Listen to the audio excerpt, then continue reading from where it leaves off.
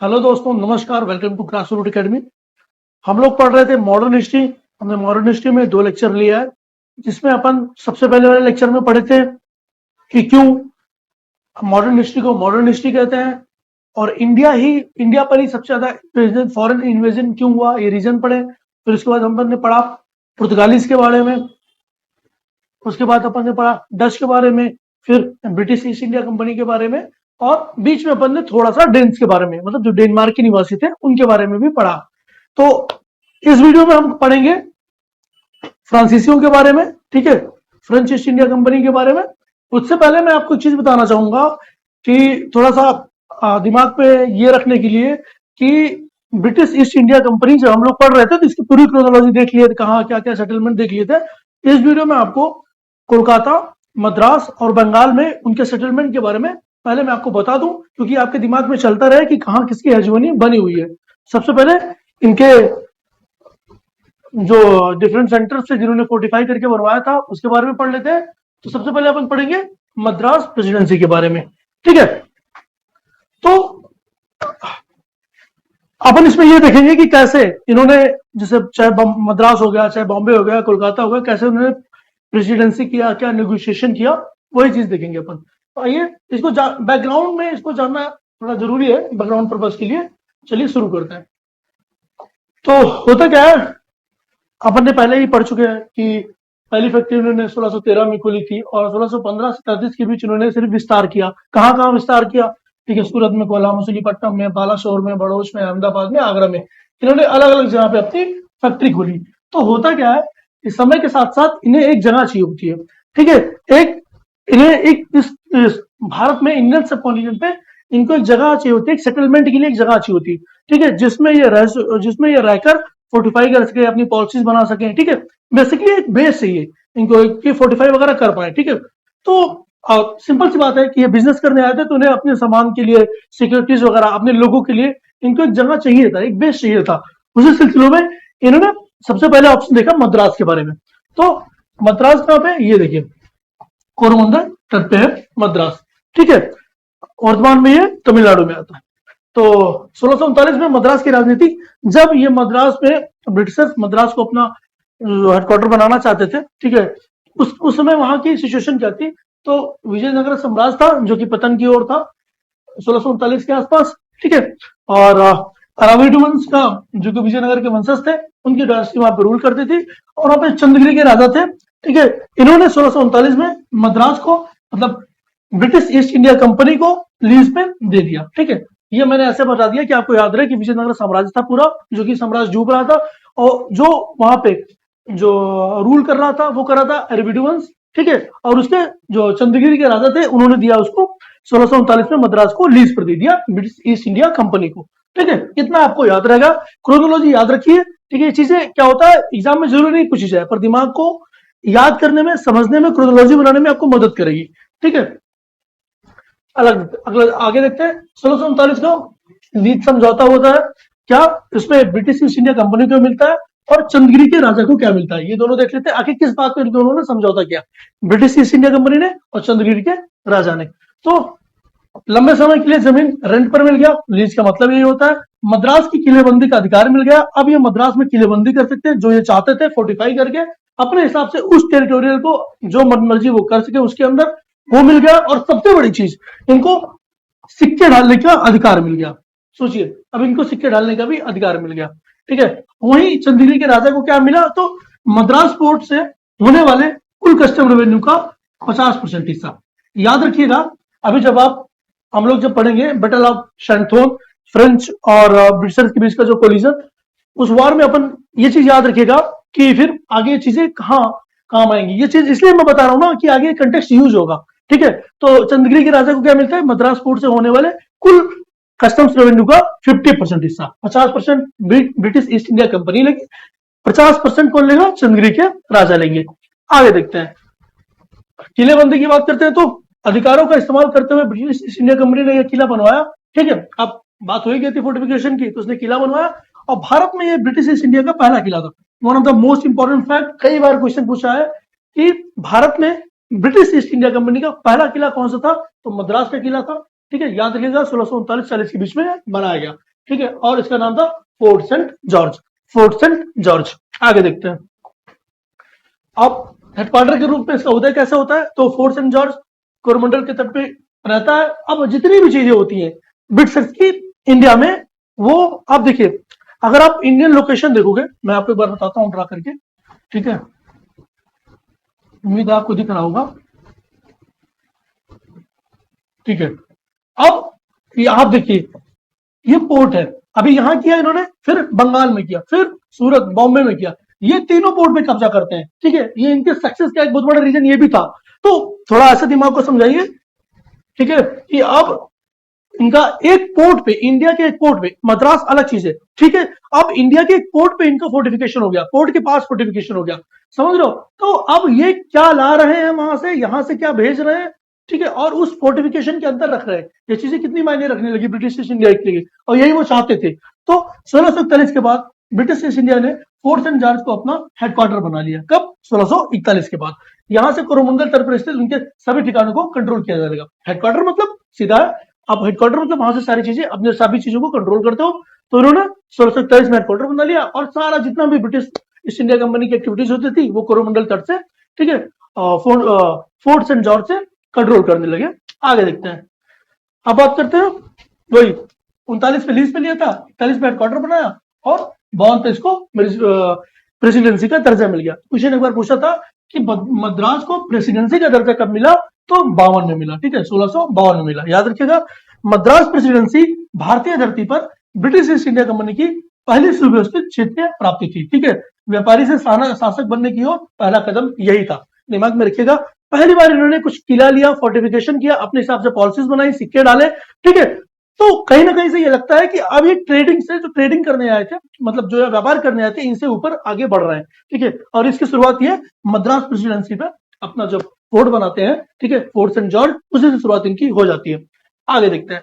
अब बात करते हैं अगला, बॉम्बे। अपन ने मद्रास पढ़ लिया, अब पढ़ते हैं बॉम्बे, ठीक है। आप ऐसे सोच रहे होगे, जब ने पुर्तगाली पढ़ा था तो पढ़ा था ना कि बॉम्बे तो पुर्तगालियों का था, फिर ये ब्रिटिश ईस्ट इंडिया के पास कैसे आया, तो वही हम जानेंगे इधर, ठीक है। तो इन्होंने बॉम्बे शिफ्ट कर देते हैं ये लोग अपना पूरा बिजनेस सूरत से, ठीक है, 1687 में। आगे देखते हैं। 1687 में ब्रिटिश ईस्ट इंडिया कंपनी ने बॉम्बे को अपनी वेस्टर्न प्रेसिडेंसी का हेडक्वार्टर बनाया, ठीक है। इससे पहले वेस्टर्न प्रेसिडेंसी का हेडक्वार्टर सूरत हुआ करता था, ठीक है। यहां पर इन्होंने बनवाया बॉम्बे कौशल। बॉम्बे कौशल, फोर्ट सेंट जॉर्ज कहा था, बॉम्बे कौशल कहा था, ये देख लीजिएगा 1687 में। डिटेल में भी देखते हैं इसके बारे में। तो वही मैं आपसे पूछ रहा था कि भाई ये तो पुर्तगालियों के पास था बॉम्बे, ये इनको मिला कैसे। आइए, फैक्ट तो याद रखिएगा, 1687 याद रख लीजिए कि बॉम्बे के इन्होंने अपना हेडक्वार्टर बनाया, ठीक है, और यहाँ पर इन्होंने बॉम्बे कैसल बनाया, ये फैक्ट तो रट लीजिए, ठीक है। अब जानेंगे रीजन बिहाइंड, क्यों, कहां से इनको मिला बॉम्बे। तो ये Bombay British East India company को मिला कैसे, ये रीजन अपन को जानना है। तो इसके पीछे की कहानी ये है कि बॉम्बे, वही मैं बता रहा था कि पुर्तगालियों का था, ठीक है, और इंडियन सेटलमेंट यहाँ हुआ करता था, ठीक है। बॉम्बे मुख्य रूप से पुर्तगालियों का था, लेकिन अब आपको बताएगा, जो जेम्स टू रहते हैं राजा वहां के, और कैथरीन ब्रिगेंजा पुर्तगाली की जो राजकुमारी रहती है, उनकी शादी होता है, तो पुर्तगालियों ने उनको एज ए डाउरी गिफ्ट कर दिया मुंबई को। फिर बाद में वो राजा मुंबई को रेंट पे देते हैं ईस्ट इंडिया कंपनी को, वो भी 10 पाउंड, मतलब नॉर्मल प्राइस पे। वही अपन देख रहे हैं, पुर्तगाली ईस्ट इंडिया कंपनी इंडिया में इनके जितनी भी टेरिटरीज थी, उन पर एक्चुअल कंट्रोल पुर्तगाल देश का था। इसका क्या मतलब है, देखिए, जो पुर्तगाली थी वो सरकारी कंपनी थी, ठीक है। जो कहने का मतलब, जो पुर्तगाल पे जो कंपनी यहाँ पे भारत में आई थी पुर्तगालियों की, वो सरकारी की थी, सरकार के अधीन थी, ठीक है। अब सरकार के अधीन थी मतलब भारत में उसकी जितनी भी टेरिटरी होगी वो सरकार की होगी। वहीं पे जो ब्रिटिश ईस्ट इंडिया कंपनी थी वो प्राइवेट थी, तो वो, अगर ब्रिटिश ईस्ट इंडिया कंपनी की कोई टेरिटरी इंडिया में होगी तो वो ब्रिटिश ईस्ट इंडिया की प्राइवेट कंपनी होगी, वो ब्रिटिश गवर्नमेंट की नहीं होगी। ये बात याद रखिएगा। वही यहाँ पे बताया गया है कि जो पुर्तगाली ईस्ट इंडिया कंपनी थी, ये एक सरकारी कंपनी थी, तो इसका सिंपल सा मतलब ये है कि ये जो लैंड है ये सीधा सरकार की हो जाती है, इसकी, पुर्तगाल के सरकार की, ठीक है, पोर्तुगीज गवर्नमेंट की। वहीं पे British East India company England के सिनेरियो क्या था कि इंग्लैंड के सिनेरियो थोड़ा सा अलग था, ये प्राइवेट कंपनी थी, ठीक है, और यह सरकारी कंपनी नहीं थी, दोनों में अंतर है, ठीक है। और one of the most important reason British East India Company के सक्सेस का रीजन ये भी था कि प्राइवेट कंपनी थी, इसमें सरकारी हस्तक्षेप बहुत कम था, करप्शन कम था। करप्शन था वहां के अफसरों में, लेकिन एक टॉप टू जो थे रेड टेपिज्म वाला, वो सिस्टम उतना वहां पे नहीं था एक समय बाद। और थोड़ा ऑर्गेनाइज और एजुकेट रहते थे, इसलिए इंडिया थोड़ा ब्रिटिशर ज्यादा सक्सेस हुए। ये एक रीजन है। मैं आगे बताता हूँ। कोई इंग्लैंड के जो राजा थे किंग चार्ल्स सेकंड, ठीक है, जो 1660 1685 के बीच रूल किया था जिन्होंने, वो Portuguese queen Catherine of Braganza, ठीक है, की शादी होती है, जिसमें ये जो पोर्तुगीज होते हैं बॉम्बे डाउरी को दे देते हैं, ठीक है, इनको, और मतलब वही दहेज के रूप में पोर्तुगीज ने बॉम्बे को दे दिया। पोर्तुगीज ने बॉम्बे को दे दिया किसको? ब्रिटेन के, मतलब ब्रिटेन गवर्नमेंट, ठीक है। अब आगे देखते हैं। शादी के 7 साल बाद 1668 में बॉम्बे को ब्रिटिश ईस्ट इंडिया कंपनी को लीज पे दे दिया गया, ठीक है, 10 पाउंड पर एनम, ठीक है, 10 पाउंड पर एनम, एकदम नॉमिनल प्राइस में। ये लीज एक बहुत नॉमिनल रेंट पर थी, ठीक है। फिर बॉम्बे को पूरी तरह से अपने कंट्रोल में रखने के लिए ब्रिटिश ईस्ट इंडिया कंपनी ने किंग चार्ल्स टू को जो रेंट पे कर रहे थे वो 10 पाउंड थी। याद रखिएगा, एक बार क्वेश्चन पूछा था, शायद आरओ में पूछा था कि वो प्राइस पूछ लिया था, क्योंकि इतनी कम प्राइस थी, कभी कभी आप कंफ्यूज हो सकते हो, लेकिन याद रखिएगा ये फैक्चुअल है, 10 पाउंड पर एनम, बहुत नॉमिनल प्राइस थी। इसी प्राइस में उन्होंने बॉम्बे को रेंट पे दिया था ब्रिटिश ईस्ट इंडिया कंपनी को, ठीक है, ब्रिटेन की गवर्नमेंट ने। अब बात करते हैं बॉम्बे प्रेसिडेंसी का फाइनल रूप देखते हैं। तो ब्रिटिश ईस्ट इंडिया कंपनी ने बॉम्बे को धीरे धीरे डेवलप किया। 1687 में इसे वेस्टर्न प्रेसिडेंसी अपना हेडक्वार्टर बना लिया। इस तरह बॉम्बे अब बॉम्बे प्रेसिडेंसी बन गया 1687। ये फैक्ट याद रखिएगा, ठीक है। बॉम्बे मद्रास प्रेसिडेंसी हो गया, बॉम्बे प्रेसिडेंसी। अपना अगला है कलकत्ता प्रेसिडेंसी। आइए देखते हैं। अब मद्रास में फोर्ट सेंट जॉर्ज का निर्माण हो गया। ये पूरे कोरोमंडल कोस्ट पर ईस्ट इंडिया कंपनी का हेडक्वार्टर बन गया। ईस्ट इंडिया कंपनी ने बॉम्बे को अपना हेडक्वार्टर बनाया और बॉम्बे कशल यानी बॉम्बे कशल का निर्माण कराया। दोनों 1641 और 1687 हो गया। अब अपन बात करते हैं कलकत्ता प्रेसिडेंसी के फॉर्मेशन के बारे में, ठीक है। दोनों क्लियर हो गया, तीसरा भी क्लियर कर लेते हैं। तो इसकी शुरुआत कहां से होती है, ये थोड़ा सा ध्यान दीजिएगा यहाँ पे, ठीक है। टाइम पीरियड किसका था?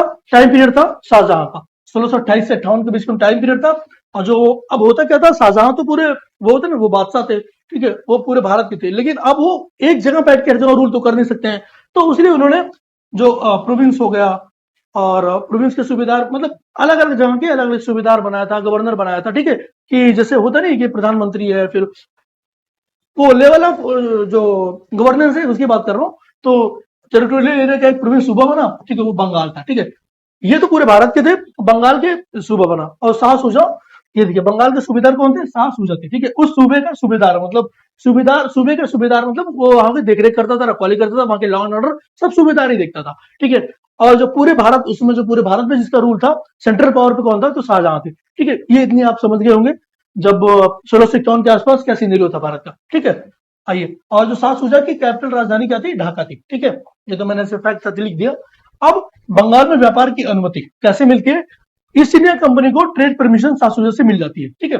अब होता क्या, ये जाते हैं, बात करते हैं, शाह सुजा बोलता है कि एक काम करो, 3000 रुपए साल दो, तुम ट्रेड करो, ठीक है। तो सर हर साल 3000 देने होंगे, उनको ट्रेड की परमिशन मिल जाती है। किसको? ब्रिटिश ईस्ट इंडिया कंपनी को, बंगाल में, ठीक है। बात करते हैं पहली फैक्ट्री की।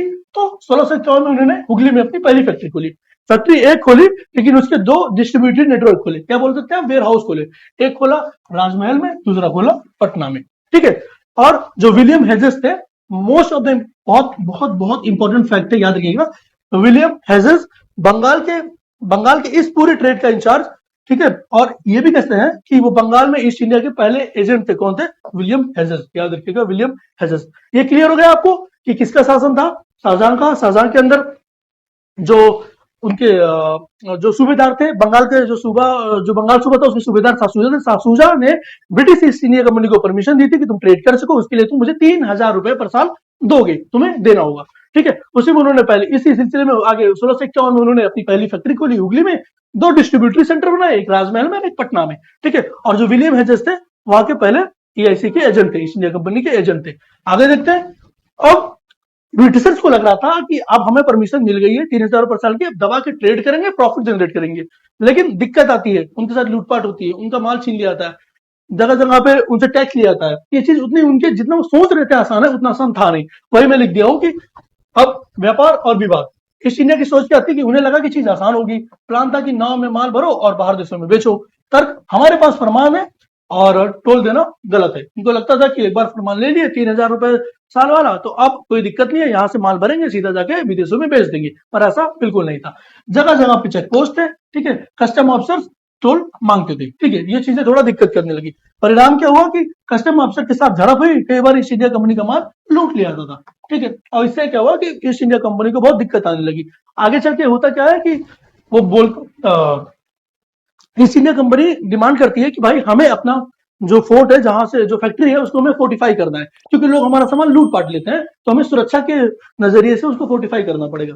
ठीक है, तो उसी में होता है लूटपाट के कारण ईस्ट इंडिया कंपनी को अपनी हुगली वाली फैक्ट्री को फोर्टिफाई करने की जरूरत महसूस हुई। ठीक है, तो वही कि लूटपाट ना हो, फोर्टिफाई करने की जरूरत हुई। अब मसला क्या होता है कि 1682 में ईस्ट इंडिया कंपनी ने बंगाल के गवर्नर शाइस्ता खान, ठीक है, के पास परमिशन के लिए पहुंचे। शाइस्ता खान से बोलते हैं कि भाई हमारा सामान लूटपाट बहुत हो रहा है, अभी हमको फोर्टिफाई करना है, हमें परमिशन दो। और वो बंदा मना करता है, वो बोलता है कि भाई तुम बिजनेस करने हो, बिजनेस करो, फोर्टिफाई करने की क्या जरूरत है। तो वो बोला कि नहीं, बिल्कुल नहीं, ट्रेड करने आया हो, कंपनी किलेबंदी क्यों करना है, विलियम हेजेस फैक्ट्री की किलेबंदी करनी है। बोलता है नहीं करनी है। तो हेजेस अपनी बात पर अड़ा रहा, दोनों की तनातनी शुरू हो गई। और आगे जाके देखिए भाई, विलियम हेजेस ने मुगल टेरिटरीज पर अटैक किया। ठीक है, थाना, हिजली और बालेश्वर, ठीक है, बालासोर, तीनों पे अटैक करता है। उसको लगता है कि छोटा मोटा कॉन्फ्लिक्ट है, मैं जीत जाऊंगा, और उसको लगता है कि मेरे पास नेवल आर्मी है, मेरे पास लोग हैं, आर्मी है। लेकिन ऐसा नहीं था। ठीक है, एज कंपेरिजन टू, देखिए, शाहजहां स्ट्रांग था। ठीक है, सेंट्रल पावर स्ट्रांग रहती तो रीजनल अपने आप में वो कॉन्फिडेंस, वो बूस्टअप रहता है। उस समय उनको मौका ही नहीं मिला। फिर उनको भगा दिया गया वहां से। वही बात कि शाइस्ता खान ने हुगली फैक्ट्री पर अटैक किया, अंग्रेजों को भगा दिया।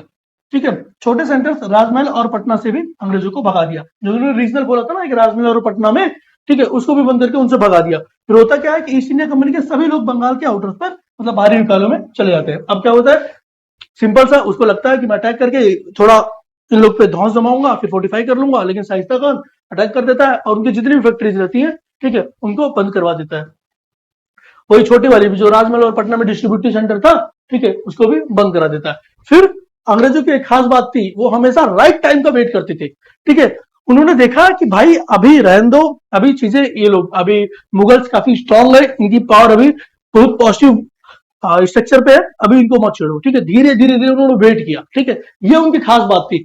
वो एक बार भिड़ के आपकी ताकत का अंदाजा लगा देते थे, जब दोबारा भिड़ते थे तो उसकी दुगनी वो आपकी ताकत के हिसाब से भिड़ते थे। वो इनकी खास बात थी अंग्रेजों की। आप देखिए, यहाँ पे उन्होंने क्या किया, बोले ठीक है यार, अभी बिजनेस तो करना ही है, माफी अभी मांग लेते हैं, अपना काम चलाते हैं। उसी में शांति और वापसी, एंट्री ऑफ जॉब चरनू। ठीक है, बंदा याद रखिएगा, जब भी कोलकाता के नाम आएगा याद रखिएगा जॉब चरनू के बारे में। आगे भी इसके बारे में और पढ़ेंगे। 1690 तक ईस्ट इंडिया बंगाल के बिल्कुल आउटस्कर्ट पर मौजूद थी। भाई, है उसको शाइस्ता खान ने भगा दिया था, उसी की बात कर रहा है। जॉब चरनाव की एंट्री होती है। उन्होंने शाइस्ता खान के साथ नेगोशिएशन किया, बातचीत शुरू की और बोला भैया एक काम करो, ट्रेडर है, ट्रेडिंग करने दो, हमें ज्यादा बकैती नहीं करनी है, हमें फोटो नहीं बनाना है, अभी बस हमें ट्रेड करने दो। ठीक है, शाइस्ता खान बोलता है ठीक है। ठीक है, शाइस्ता खान कॉन्फिडेंस था कि यार अब ये थोड़ा हमसे दब के रहेंगे, एक बार मैंने इनको भगा दिया था, तो अब मैं जैसे बोलूंगा वैसे ही करेंगे, तो उनको परमिशन दे देता है। ठीक है, और जॉब चरनू के बंदा भी बहुत स्मार्ट था। ठीक है, अच्छा खासा डिप्लोमेट बंदा, आके उनसे नेगोशिएट करता है, फिर से बिजनेस शुरू हो जाता है। तो हम आउटस्कर्ट्स पे सुल्तानाती पे बैठे हैं, कम से कम हमें एक जगह हमारे पास रहने को दो। सीधा ये, मतलब इनके बीच का फिर से हो जाता है कि नेगोशिएशन हो जाती है। तो मुगल गवर्नर मान गए। 1690 की ट्रीटी के अनुसार ईस्ट इंडिया कंपनी ने सुल्तानाती में रहकर रह सकेगी। मतलब मुगल गवर्नर बोला ठीक है, आउटस्कर्ट्स पे बैठे हो, कोई नहीं, आओ सुल्तानाती में रहो और यहाँ से अपना बिजनेस करो। वही बात बोल रहा है कि मुगल गवर्नर मान गए 1690 की ट्रीटी के अनुसार ईस्ट इंडिया कंपनी सुल्तानाती में अब रह सकती थी। ठीक है, 1691 तक ईस्ट इंडिया कंपनी के पास सुल्तानाती पक्का हो चुका था। अब ईस्ट इंडिया कंपनी वहां रहने लगी, थोड़ा थोड़ा एक पक्का मकान, पक्का स्ट्रक्चर बनाने लगी थी। वो बताने लगी थी कि हम यहीं से ट्रेड करेंगे, उस जगह को थोड़ा थोड़ा अपने हिसाब से ढालने लगी थी। ठीक है, अब बात करते हैं 7 साल बाद। ठीक है, अब देखिए, सारा खेल ये वहां पे रही, वहां के एरिया को समझा, सब कुछ। अब 7 साल बाद देखिए चीजें कितनी, ब्रिटिशर्स कितनी प्लानिंग के साथ करते थे।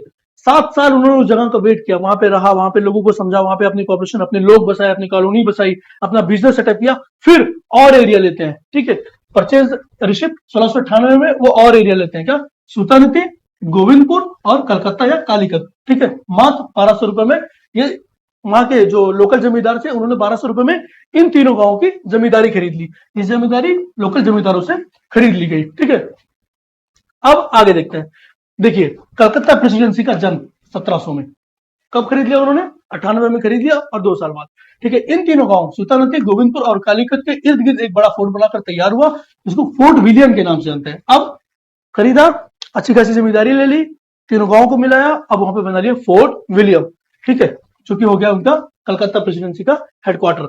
ये फोर्ट विलियम कलकत्ता प्रेसिडेंसी का हेडक्वार्टर बना। फोर्ट विलियम के पहले प्रेसिडेंट चार्ल्स आयरे थे। याद रखिएगा, क्वेश्चन पूछा गया है, फोर्ट विलियम के पहले प्रेसिडेंट कौन थे? चार्ल्स आयरे थे। चार्ल्स आयरे थे। आ गया ये, ठीक है। अब ये अपन ने पढ़ लिया कि कैसे बंगाल पे, मद्रास पे, कोलकाता पे ब्रिटिशर्स का कब्जा हुआ, ठीक है, कैसे वहां पे अपनी धाक जमाई। अब हम बात करेंगे फ्रेंच ईस्ट इंडिया कंपनी के बारे में, ठीक है। तो आइए देखते हैं। अपन ने पुर्तगाली पढ़ लिया, अपन ने डच पढ़ लिया, अपन ने ब्रिटिश पढ़ लिया, अपन ने कहीं ना कहीं थोड़ा सा डेन्स पढ़ लिया, ठीक है, क्योंकि अब वो उतना इनका इन्फ्लुएंस था नहीं, लेकिन हमने देख लिया दो चार लाइनें में जो भी हो सकता था। जो डेनमार्क की निवासी थी उन्हीं के बारे में बात कर रहा हूँ। फिर अपन ने पढ़ लिया फ्रांसीसी भारत में व्यापार किया आने वाली आखिरी प्रमुख यूरोपीय कंपनी थी। अब आप पढ़ेंगे क्या? फ्रेंच के बारे में, ठीक है। आइए तो चलिए शुरू कर दो। फ्रेंच किस सिनेरियो में, मतलब उस समय फ्रांस के क्या सिनेरियो था, किस सिनेरियो में भारत में आई और उसका भारत पे क्या इंपैक्ट रहा, भारत में उस समय के जो कॉलोनियल पावर थी उनके साथ उसका कैसा रिलेशन था, वो अपन देखते हैं। तो फ्रांस का शासन सम्राट लुई 16, ठीक है, सम्राट 14, ठीक है, सम्राट लुई 14 शासनकाल 1643 से 1715 के बीच था, ठीक है। और जो उसके मंत्री थे, प्रमुख मंत्री, वो कोलबर्ट थे। तो कोलबर्ट का मानना था, कोलबर्ट ने ही भेजा था, तो वही है। तो कोलबर्ट ने बाकी सभी यूरोपीय देश की तर्ज पर ईस्ट में जाकर व्यापार कर रहे हैं, उन्हें बहुत ज्यादा मुनाफा हो रहा है, हमें भी व्यापार करने के लिए अपनी ट्रेडिंग कंपनी बनानी चाहिए।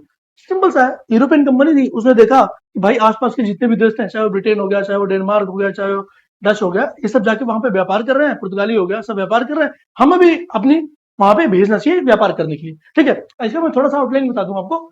तो ये काम करते, ये भेजते तो, लेकिन इन्होंने क्या सोचा होता है कि एक काम करें, हम भेजेंगे यहाँ से, लेकिन हम मेडागास्कर का हेडक्वार्टर बनाएंगे, हेडक्वार्टर मतलब मेडागास्कर में बेस बनाएंगे, कॉलोनी बसाएंगे, कि उसके बाद हम अपना अलग अलग कॉन्वॉय हर जगह भेजेंगे, कि कल को मान लो अगर हमें कहीं जरूरत पड़े इमरजेंसी में, तो हम मेडागास्कर से भेज सकेंगे। लेकिन जैसा ये सोचते थे वैसा हुआ नहीं। आइए देखते हैं। स्थापना करते हैं जो कंपनी की, वो कैंपेन दे ओरिएंटलिस फ्रेंच ईस्ट इंडिया कंपनी का गठन किया, ठीक है। बड़ी गारंटी क्या थी?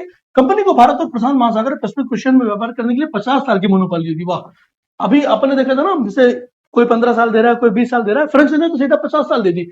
ये काम करो, तुम फ्रेंच गवर्नमेंट की कंपनी हो, तुम जाओ और तुम सीधा, तुम ही एक कंपनी हो, वहीं जाकर ट्रेड करोगे, फ्रेंच की दूसरी कंपनी वहां जाएगी नहीं। कितने साल के लिए? 50 साल के लिए मोनोपोली दे दी।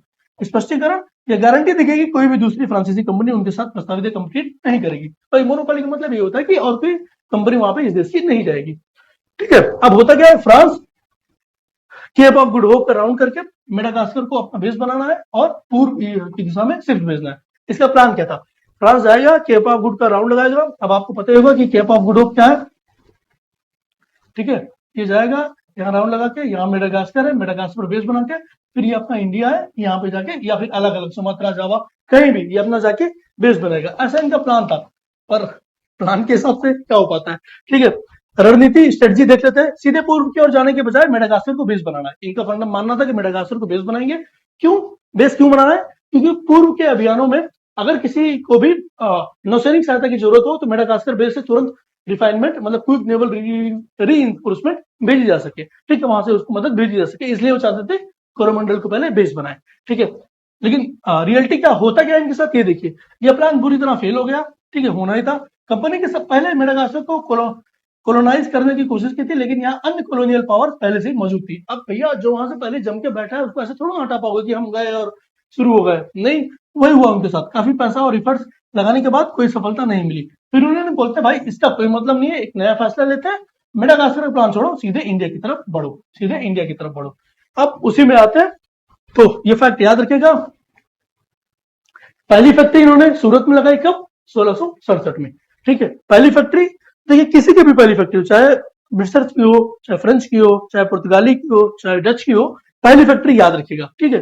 तो पहली फैक्ट्री सूरत में लगाई 1667 में। लीडर कौन थे? फ्रांसिस कैरन थे, ठीक है। और फ्रांसिस कैरन के नेतृत्व में नौसैनिक अभियान 1667 में लैंड हुआ। मुगल शासन में उस समय भारत में मुगलों का राज था, सम्राट औरंगजेब शासनकाल में थे। अनुमति औरंगजेब के परमिशन लेने के बाद ही सूरत में फैक्ट्री लगाई गई। तो ये मैं आपको बोल रहा था कि सेंट्रल पावर काफी स्ट्रांग था, तो कुछ भी करने से पहले आपको वहां के सेंट्रल अथॉरिटी से या उनका जो रिप्रेजेंटेटिव होता था, नुमाइंदा होता था, उससे आपको परमिशन लेनी पड़ती थी। तो वही है, इन्होंने औरंगजेब से परमिशन लिया, उसके बाद यहाँ पे फैक्ट्री लगाई। पहली फैक्ट्री सूरत में 1667 में, ठीक है। फैक्ट्री, दूसरी फैक्ट्री उन्होंने लगाई मछलीपट्टनम में ठीक 2 साल बाद 1659 में, ठीक है, सूरत के ठीक 2 साल बाद। इस क्षेत्र का इतिहास क्या था कि ये वो एरिया था जो बहमानी साम्राज्य के विघटन के बाद गोलकोंडा का किंगडम बना था, ठीक है। तो वही मछलीपट्टनम की बात करें कि ये वही एरिया था जो बहमानी साम्राज्य के बहमानी किंगडम के विघटन के बाद गोलकोंडा बना था, ठीक है। पहले बहमानी था, टूट के गोलकोंडा बना, वहीं पे उन्होंने वही मछलीपट्टनम जगह पे 1669 में उन्होंने दूसरी फैक्ट्री लगाई। शासन की अनुमति की बात करें तो ये कुतुबशाही राजवंश, ठीक है, या कुतुबशाही डायनेस्टी का शासन था, और फैक्ट्री लगाने से पहले कुतुब शाह से इन्होंने परमिशन ले ली, ठीक है। यहाँ भी इन्होंने परमिशन लगाने से पहले सूरत में भी इन्होंने औरंगजेब से परमिशन ली, और मसूलीपट्टनम में भी इन्होंने कुतुबशाही डायनेस्टी के कुतुब शाह से परमिशन ले ली थी, ठीक है। अब आगे देखते हैं, अब इनका शुरू होता है। अभी तो वहां गए, फैक्ट्री लगा ली। अब देखिए डचों की क्या दिक्कत थी, पता नहीं क्या दिक्कत थी। ईस्ट इंडिया कंपनी तो साइलेंटली काम करती थी, ये पुर्तगालियों ये अपना लफड़ा छेड़ के रखते थे। डच किसी को ट्रेड और बिजनेस सुखी से करने ही नहीं देते थे ना। ये आगे देखते हैं, मुख्य समस्या क्या थी। 1669 से 1713 के डच ईस्ट इंडिया कंपनी, ठीक है, Dutch east India company French company के पीछे हाथ धोकर पड़ी, ठीक है। प्रभाव क्या हुआ, दोनों के बीच बहुत सारे कॉन्फ्लिक्ट हुए। सबसे ज्यादा नुकसान फ्रेंच कंपनी को हुआ, और इस पीरियड में प्रोग्रेस बहुत कम हुई, ठीक है। दुनिया भर के लफड़े होते रहे, ठीक है। अब देखो ना, 1649 से 1713, ये डेट याद रखना, ठीक है। बाकी ड्यूप्ले भी आएगा, जो फ्रेंच के लिए एक माइलस्टोन रहता है, ठीक है। तो ड्यूप्ले का कार्यकाल इसके बाद शुरू होता है। तो 1669 से 1713 के बीच तो डच और फ्रेंच का बहुत लफड़ा चलता रहा, ज्यादा प्रोग्रेस कर नहीं पाए, ठीक है। फ्रेंच कंपनी इतनी कमजोर क्यों पड़ी, इसका रीजन देख लेते हैं। यूरोपीय युद्ध, फ्रांसीसी सरकार हर जगह उलझी रहती थी, यूरोप के कॉन्फ्लिक्ट में बहुत ज्यादा इन्वॉल्व रहती थी। उपेक्षा, सरकार ने फ्रेंच ईस्ट इंडिया कंपनी के पर बहुत ज्यादा ध्यान ही नहीं दिया, ठीक है। और सपोर्ट की कमी, डचों से सीधे मुकाबले के लिए कंपनी को फ्रांसीसी सरकार से जिस मजबूत सपोर्ट की जरूरत थी उन्हें मिली नहीं। सिंपल सा था कि उनकी सरकार को उतना प्रमोशन, उतना सपोर्ट, इतना रिसोर्स, उतना गाइडेंस मिला ही नहीं जितनी फ्रेंच को चाहिए थी, इसलिए ये इतनी कमजोर पड़ गई समय के साथ, ठीक है। लेकिन वही होता है ना, कोई ना कोई एक तो बनता है, जैसे ब्रिटिश में क्लाइव आता है, वैसे यहाँ पे भी बंदे आएंगे, वही अपन देख रहे हैं, ठीक है। तो डच कॉन्फ्लिक्ट के बावजूद फ्रेंच ईस्ट इंडिया कंपनी ने 2 बड़ी फैक्ट्रीज स्थापित की, ठीक है। एक सूरत में 1667 में, मसूलीपट्टनम अपन ने देखा था ठीक 2 साल बाद 1669 में, फिर चंद्रनगर में 1692 में। और चंद्रनगर की खास बात क्या है कि फ्रांसीसियों ने चंद्रनगर की फैक्ट्री के चारों ओर मजबूत किला बनवाया था, ठीक है। इन्होंने अच्छा खासा फोर्टिफिकेशन करवा दिया था चंद्रनगर के पास। फिर पांडिचेरी में तो इन्होंने पूरी कॉलोनी बसा दी थी अपने लोगों को रहने की, ठीक है, अपने लोगों को रहने के लिए। आगे उसका जिक्र किया गया है। तो पांडिचेरी की कहानी की बात करें तो जरूरत थी, क्योंकि मसूलीपट्टनम फैक्ट्री के डायरेक्टर जो फ्रांसिस मार्टिन थे, वो चाहते थे कि फैक्ट्री वर्कर्स के परिवार के लिए एक सुरक्षित सेटलमेंट बनाया जाए। सिंपल सी बात है, वो जो गवर्नर था वो चाहता था कि जो भी वर्कर है, फैक्ट्री वर्कर है, उनको एक कॉलोनी, एक जगह जिसे चाहे वो सुकून से रह सके। तो वो जाके बात करता है शेर खान लोधी से, ठीक है। शेर खान लोधी कौन थे? शेर खान लोधी तो वेलकोंडापुरम के गवर्नर थे, जो बीजापुर की एक टेरिटरी थी, मतलब गवर्नर थे वेलकोंडापुरम के, और वो किसके अंदर आती थी? बीजापुर के अंदर आती थी। तो उन्होंने उनसे बात करते हैं, ठीक है। मार्टिन ने शेर खान को अपनी रिक्वायरमेंट बताई, किसी तरह मना लिया और एक जगह हासिल कर ली, वही पांडिचेरी हासिल कर ली। तो नतीजा क्या निकलता है? 1674 में इस जगह को पांडिचेरी के नाम से डेवलप किया। देखिए बंदा अपने लोगों के लिए गया, शेर खान लोधी से बात किया, बोला भाई हमें लोग को, हमारे वर्कर को एक जगह चाहिए रहने के लिए। शेर खान लोधी बोलता है ठीक है दे देते हैं। तो 1674 में उन्होंने पांडिचेरी डेवलप किया, ठीक है। और फ्रांसिस मार्टिन ने इसे एक अहम जगह बनाने के लिए बहुत एफर्ट डाले, और ये भारत फ्रांसीसियों का स्ट्रांग होल्ड बना, ठीक है। अब एक पूरी कॉलोनी बन गई, समझ लो, रहने के लिए अपना। अब जहां एक कॉलोनी बनी सिर्फ फ्रांसीसियों के लिए, अब वहां रह सकेंगे, अपने हिसाब से पॉलिसी बना सकेंगे, अपने हिसाब से डिसीजन ले सकेंगे, बाहरी किसी का अलाउ नहीं था, मतलब। तो समझ रहे हो कितना बड़ा डिसीजन था, कितना बड़ा काम था, ठीक है। फिर इसके इनाम में फ्रेंच गवर्नमेंट क्या करती है?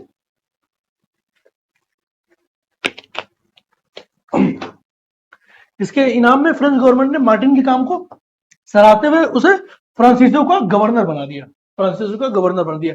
ये पूरी स्टोरी अपने दिमाग में एज इट इज याद रखिएगा, ठीक है। ये बाद में आपको रिलेट करने में, जब एंग्लो कर्नाटिक वॉर करेंगे तो ये चीजें दिमाग में आएंगी, आपको और मदद मिलेगी, ठीक है। बात करते हैं चंद्रनगर की कहानी की। तो इसकी लोकेशन सबसे पहले अभी अपन ने देखा चंद्रनगर कहाँ है, ये देखिए, ये चंद्रनगर बंगाल में, ठीक है, 1692 में बनी थी। तो जी हाँ, लोकेशन की बात करें तो बंगाल में स्थित यह जगह हुगली के काफी करीब थी, ठीक है। कैसे मिला भाई? 1676 में उस समय के जो मुगल गवर्नर शाइस्ता खान, ने यह जगह फ्रेंच ईस्ट इंडिया कंपनी को दे दी, शाइस्ता खान के परमिशन लेके या उनसे रेंट पे ये जगह ली। ठीक है, किलेबंदी फोर्टिफिकेशन, शुरुआत में ये सिर्फ एक जगह थी, लेकिन बाद में 1692 में फ्रांसीसियो ने इस फैक्ट्री के चारों ओर किले का निर्माण कर दिया। ठीक है, अब जितने भी यूरोपियन थे ना, वो कोई जगह लेते थे तो उनका पहला दिमाग में यही रहता था कि कैसे इसको फोर्टिफाई कर दें, मतलब इसको कैसे किसी एक्सटर्नल जो थ्रेट है उससे कैसे बचाया जाए। ठीक है, तो उन्होंने सबसे पहले क्या सोचा कि उसको फोर्टिफाई कर दिया है। ठीक है, उसी सिलसिले में आप देखिए 1693 में से 1719 के पीरियड में फ्रेंच ईस्ट इंडिया कंपनी की हालत बहुत मिजरेबल, बहुत खराब हो गई थी। ठीक है, अब बैंकर नुकसान होता, क्या क्या था, फैक्ट्रीज बंद, भारत में लगाई गई शुरुआती दोनों फैक्ट्री सूरत और मछलीपट्टनम पूरी तरह से छोड़ना पड़ा। पांडिचेरी पर कब्जा से फ्रांसीसियों ने बिल्कुल स्क्रैच से बसाया था। 1693 में 10 लोगों ने उसे 10 लोगों ने उस पांडिचेरी को भी कैप्चर कर लिया। ठीक है, लेकिन बाद में एक ट्रीटी साइन होती है। ठीक है, वो अभी मैं बताऊंगा आगे, फिर उनको अपनी ट्रीटी दे दी जाती है। ठीक है, इस समय भारत में फ्रेंच कंपनी लगभग खत्म होने की कगार पे थी। ठीक है, 1693 के आसपास, लेकिन याद रखिएगा एक बंदा आएगा अभी। ठीक है, रिकवरी ट्रीटी ऑफ रिजविक साइन होती है, वही जो मैं बात कर रहा था, यूरोप में संधि होती है, और 1697 में यूरोप एक संधि हुई जिसका नाम ट्रीटी ऑफ रिजविक था। ठीक है, साइन कहाँ होती है, यूरोप में होती है। अब यूरोपियन पावर थी, यूरोप में लड़ रहे, देखिए बहुत, अभी जब आप पढ़ेंगे ना कर्नाटिक वार, तो देखेंगे ना बहुत सारे वार वहीं हो रहे थे। ठीक है, आस्ट्रियन वार ऑफ सक्सेशन, दुनिया भर का वार वहां हो रहा है, और उनका जो इफेक्ट हो रहा है वो यहाँ पे भी पड़ रहा है, भारत में भी पड़ रहा है। ठीक है, तो वही चीज बता रहा है कि कुछ भी यहाँ होता था कहीं ना कहीं से वो लिंक होता था यूरोप से, क्योंकि पेरेंट तो वही है ना इनके, वही बात है। तो संधि की शर्तें क्या थी, ये तय किया गया कि 10 लोग भारत में स्थित पौंडीचेरी को वापस फ्रेंच ईस्ट इंडिया कंपनी को सौंप देंगे। तो एक बार क्वेश्चन आया होता कि किस ट्रीटी के तहत डच लोग दोबारा पौंडीचेरी फ्रेंच को सौंपते हैं, तो ट्रीटी ऑफ रिजविक के तहत। ठीक है, 1697 में, फैक्ट याद रखिएगा 1697 में। ठीक है, क्वेश्चन ये भी पूछा गया था कि ट्रीटी ऑफ रिजविक कब साइन हुई थी, 1697 में। नतीजा क्या होता है कि इस ट्रीटी के चलते 1697 में फ्रेंच कंपनी को पौंडीचेरी वापस मिल गया। ठीक है, आइए अब देखते हैं, अपन ने ये पढ़ लिया पूरा ये फ्रेंच। ठीक है, अपन ने क्या पढ़ा, तीनों प्रेसिडेंसीज ब्रिटिश ने जहां अपना बसाया, उसके बाद अपन पढ़ लिए पूरा फ्रेंच। अगले वीडियो में अपन कवर करेंगे, अपन पढ़ेंगे भारत में यूरोपीय कंपनियों का संघर्ष। अपन देखेंगे कि पोर्तुगीज, डच, ब्रिटिश और फ्रेंच के बीच क्या क्या होता है, क्या राइवलरी होती है, चीजें कैसे आगे बढ़ती हैं। ठीक है, और तब तक के लिए बने रहिए हमारे साथ। Please please like share and subscribe. Thank you very much.